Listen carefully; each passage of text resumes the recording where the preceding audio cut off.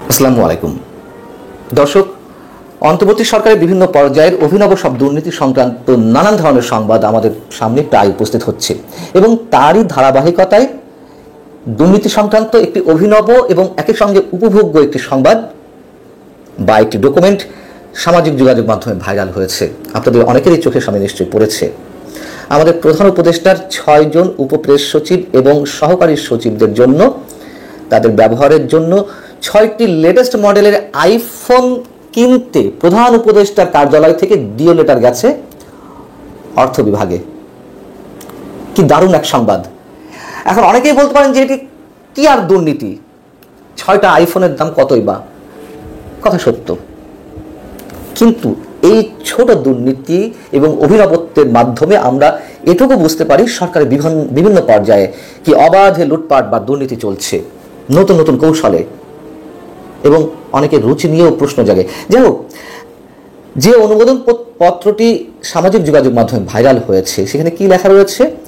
সেখানে লেখা রয়েছে এই 6 জন কর্মকর্তার মধ্যে কারা আছেন? প্রধান উপদেষ্টার 2 জন উপপ্রেস সচিব, 1 জন সিনিয়র সহকারী প্রেস সচিব আর 3 জন সহকারী প্রেস সচিব। এই 6 কর্মকর্তার কাজের গুরুত্ব বিবেচনা করে মাননীয় প্রধান উপদেষ্টার সানুগ্রহ অনুমোদন সাপেক্ষে, অর্থাৎ প্রধান উপদেষ্টা অনুমোদন দিয়েছেন আইফোন কেনার জন্য। অনুমোদন সাপেক্ষে 6 জন কর্মকর্তাকে আইফোন 16 প্রো সেট সরবরাহের আর্থিক অনুমোদন প্রদানের জন্য অর্থ বিভাগকে অনুরোধ করা হলো। স্বাক্ষর রয়েছে কাদের এই ডিও লেটারে? প্রধান উপদেষ্টা কার্যালয়ের প্রশাসন বিভাগের মহাপরিচালক আব্দুল ওয়াদুদ ভুইয়া, প্রশাসনের পরিচালক রহমা আওলাদ কবির এবং আরও 2 একজনের স্বাক্ষর রয়েছে। বিষয়টি হচ্ছে যে বলছিলাম যে দুর্নীতি চলছে সর্বক্ষেত্রে, এটা সত্য, প্রমাণিত সত্য। এখন এই মুহূর্তে সরকার কোনো মেগা প্রজেক্ট হাতে নেয়নি বিধায় মেগা দুর্নীতির খবর আমাদের সামনে আসছে না, খুব স্বাভাবিকভাবেই। কিন্তু নানান পর্যায়ের যে দুর্নীতি আমরা পাচ্ছি, যেমন দুর্নীতির সংবাদ, স্থানীয় সরকার বিষয়ক উপদেষ্টা আসিফ মাহমুদ সজীব ভুইয়ার হেলিকপ্টার বিলাসিতার খবর আমরা জানি। কদিন আগেই উত্তরাঞ্চলের একটি জেলা সফরে গিয়ে সেটির 9টি উপজেলায় বৈঠক করতে গিয়ে তিনি কতবার হেলিকপ্টারে উঠেছেন, নেমেছেন। এক জেলার 9 উপজেলায় ঘুরেছেন হেলিকপ্টারে করে। তার বাবার নামের যে লাইসেন্স, তারই মন্ত্রণালয়, সেটি আমরা জানলাম পরে, দুঃখ প্রকাশ করেছেন। যাই হোক,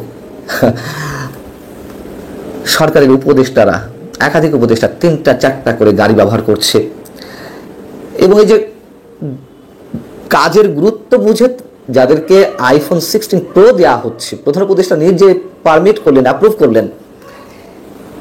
কি এমন কাজ আর কি এমন মানে এই ফোনের জন্য এই পরিমাণ টাকা দেওয়া হবে? বাজারে একটি আইফোন 16 প্রোর দাম মিনিমাম 1.5 থেকে 2.25 লাখ টাকা। 6টা ফোন সাকুল্যেরটাও থেকে 14 লাখ টাকা। কোন বিবেচনায় এই ধরনের ডিও লেটার অর্থ বিভাগে পাঠানো হয়? এবং সরকারের যে বিভিন্ন পর্যায়ের দুর্নীতি খবর আমাদের সামনে আসছে, সেগুলোকে অনেকের কাছে গুজব মনে হতে পারে প্রথম, কিন্তু পরবর্তীতে আমরা প্রায় সবগুলোরই সত্যতা পেয়েছি। শুধু সরকারি পর্যায়ে কেন, বেসরকারি পর্যায়ে সরকারের উৎসাহে, সরকারের ছায়াতলে থেকে কিভাবে দুর্নীতি করা হচ্ছে, ছাত্র সমন্বয়কদের অনেকে কি করছে আমরা জানি না।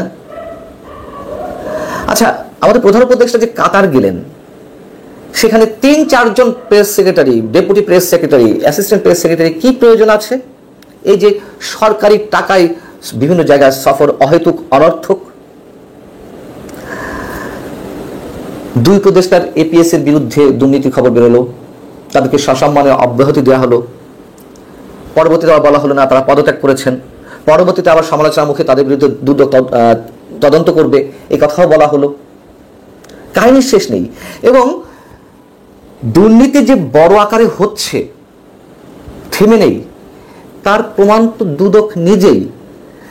তার কারণ তদন্ত ছাড়াই, অভিযোগের কোনো ধরনের কোনো কর্ণপাত ছাড়াই দুদকের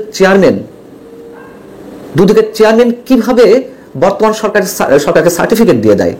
তিনি গত 21 এপ্রিল একটি অনুষ্ঠানে লালমনিরহাটে মন্তব্য করেছেন যে অধ্যাপক ডক্টর মোহাম্মদ ইউনূসের নেতৃত্বাধীন অন্তর্বর্তী সরকার দুর্নীতিমুক্ত।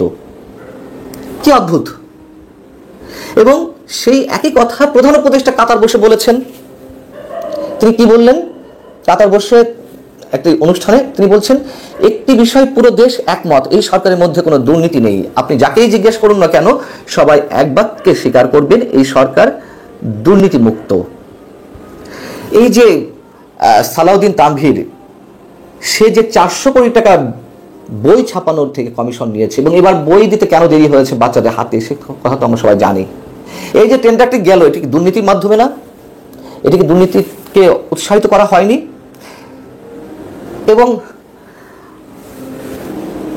নানান পর্যায়ে যারা এখনো সরকারি পর্যায়ে বিভিন্ন কাজের জন্য যাচ্ছেন, তারা তো প্রত্যেকেই ভুক্তভোগী।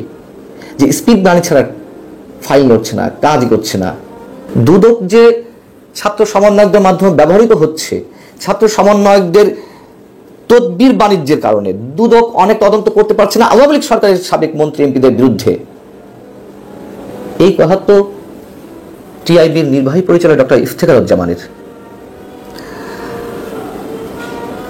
আইফোন তাহলে তো অবশ্যই অনেকেই পাওয়ার অধিকার রাখে। যদি প্রেস সচিবের বা উপপ্রেস সচিব, সহকারী প্রেস সচিবের দায়িত্বে থাকাকালীন ব্যক্তিরা কাজের গুরুত্ব বিবেচনা করে আইফোন পেতে পারেন, তাহলে এর চেয়ে যারা গুরুত্বপূর্ণ কাজ করছেন তারা তো প্রত্যেকে এক একটি হেলিকপ্টার পাবেন পার্সোনাল ইউজের জন্য। দ্রুত গতিতে ঢাকা শহরে যাতায়াত করতে হবে।